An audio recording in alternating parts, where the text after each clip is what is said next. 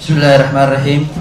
وزيرك وزارة المالية الدولة بنتلاند، وزيرك حجينا وزارة المالية، وزير الدولة أقاسمي بودو هره مدحدا إيه هولودين نذكره وزارة المالية لما مرت شرف تكله وجوه الريان حمناها قلياش الدولة حلوانا ذا وزير هذا جدك حلورة جنتا وضياشة علماء يسحافة. السلام عليكم ورحمة الله وبركاته. وهرنتي وحان أمهد علينا مدحوينها الدولة بنتلاند مدن السعيد عبد الله دني وإيه مقعاوي أقاسمها الجود وزارة المالية دولة بنتلاند لباتني اللحدي بشي جون لبكون لاتني سده مقعابيستاس وان قرانيو حلك إيه مسؤولية دوين إيه حنبار سنتهاي ما دام أن كمدها هولودين ذا إيه مسؤوليين وزارة المالية لبك لاتنكي السنة إيه قدام بيسي waxaa kaloo sharafi ah inaan imaanayo wasaarad aan shaqadeeda aqaan xogaalna u ahay ayna joogaan saaxiibo muddo dheer aan soo wada shaqaynay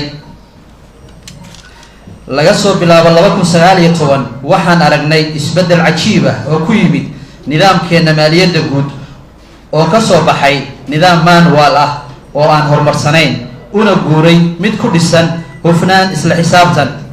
waxaan ku bogaadinayaa madaxweynaha dowladda Puntland iyo wasaaradda maaliyadda inay kor u qaadeen furfurnaanta iyo kalsooni gelinta marka lagu jiro diyaarinta miisaaniyadda iyo meertada maaliyadeed iyadoo loo eegayo hufnaanta ka qaybgalka dadweynaha ilaalinta sharci dejinta. tani waxay sahashay in shacabka Puntland ay la xisaabtami karaan dowladooda taasoo dhabaha u xaaraysa hab adag oo si sax ah uga turjumaya danaha iyo baahida dadkeena. hirgelinta nidaamka BFMIs ee wasaaradda maaliyadda Puntland ayaa ah guul muhiim ah oo u soo hooyatay hanaanka geedi socodka ee ku aadan yagleelidda maamulka isla xisaabtan badan leh. nidaamkan casriga ah ayaana siiyey habab xisaabeed oo muhiim ah oo sare u qaaday saxnaanta macluumaadka maaliyadeed iyo helidda warbixinno waqti kooban lagu helo. dhammaan horumarkaas ayaa inoo sahlay inaan qaadano go'aano ku salaysan warbixinno maaliyadeed oo dhammaystiran. si kasta ha ahaatee inkastoo guulo badan aan gaarnay waxaa muhiim ah inaynu xasuusnaano inay tanu tahay uun bilowga hanaanka geedi socod ee ku aadan dhimista heerka saboolnimada iyo kor u qaadidda heerka nololeed ee dadka Puntland. aniga oo ah agaasimaha guud ujeedadeeda koowaad waxay noqon doontaa inaan dardargeliyo horumarka wax soo saarka guud ee dakhliga gudaha GDP oo aan gaarsiino 5% anoo la kaashanaya bahwadaagteeda kale ee wasaaradda maaliyadda. waxaan kaloo diiradda saarayaa shaqo abuur cusub iyo kor u qaadista awoodaha dawliga ah ee ururinta dakhliga biriga iyo badda Puntland iyadoo la abuurayo ilo dakhli oo cusub. waxaan ku dadaali doonaa inaan abuuro jawi guud oo dhiirigelin kara maalgashi dalkeena lagu samaysto. hadafkayagu waa inaan ku sii soconno wadada horumarka isbedelka leh ee soo bilaabantay 2019 iyo wixii ka horeeyay aniga oo ilaalinaya sii jiritaanka hanaanka xogta furan oo hufan oo lagu korsoonaan karo si wanaagsan ugu adeegno dadka Puntland.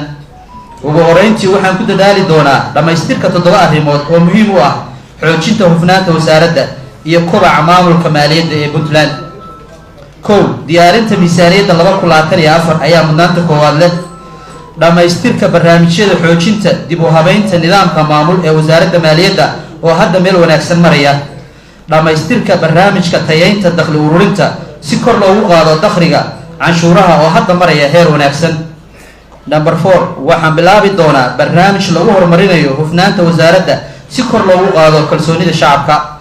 number 5 dhamaystirka barnaamijka dib u habeynta iyo hagaajinta habka maamulka hantida dowladda iyadoo aan dhamaystiri doono diiwaangelinta hantida guurtada iyo maguurtada ee dowladda Puntland.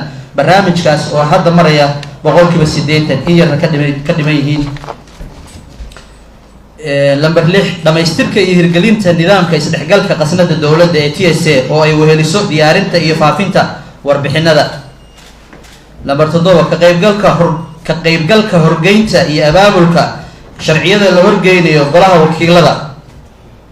gabagabadii waxaa sharaf ii ah in aan qayb ka noqdo aniga iyo saaxiibadeyda kale ee cusub waqtigan muhiimka ah oo uu jiro horumar iyo koritaan isbedel baaxad leh ee ka socda wasaaradda maaliyadda.